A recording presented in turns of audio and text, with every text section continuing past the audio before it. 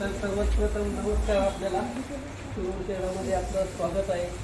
आज या ठिकाणी तरुण वर्ग एक आजचेचं ठिकाण आमचं मुस्लिम समाजाचं असणारं पैगंबरांबद्दल जे अपवाक्य काढलेले आहे, जे उद्गार काढलेले आहेत, चुकीच्याबद्दल त्यांच्याबद्दल माहिती नसताना जे उद्गार काढले, त्यामुळं समाजामध्ये एक नाराजी निर्माण झालेली आहे.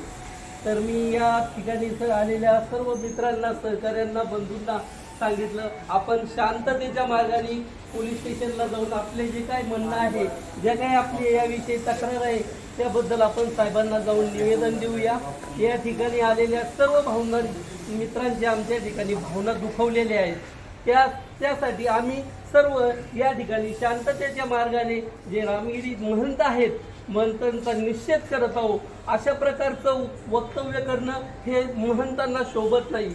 संत या शब्दाचा अर्थ शांततेच्या मार्गाने समाजाला शांततेचा संदेश देणं होता.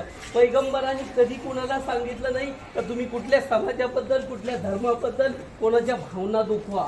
आम्हाला ठीक आहे, आम्ही मुस्लिम आहे, आम्हाला आमच्या धर्माचा अभिमान आहे, पण आमचा धर्म हे सांगत नाही तर तुम्ही कोणाच्या धर्माची अवहेलना करा. ना कुराण सांगत आहे, ना बायबल सांगत आहे, ना गीता सांगत आहे. या ठिकाणी आमची साहेबांना ही विनंती असेल का साहेब, आमचा हा तुम्ही जो निवेदन आहे, जो अर्ज आहे, हा आपण स्वीकारावा आणि यावर कारवाई करावी आणि आम्हाला FIRची प्रत आपल्याकडून अपेक्षित आहे.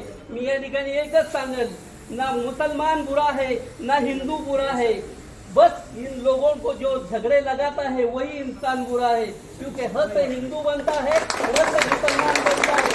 दोनों एक होते तो हम होते. जय हिंद, जय महाराष्ट्र.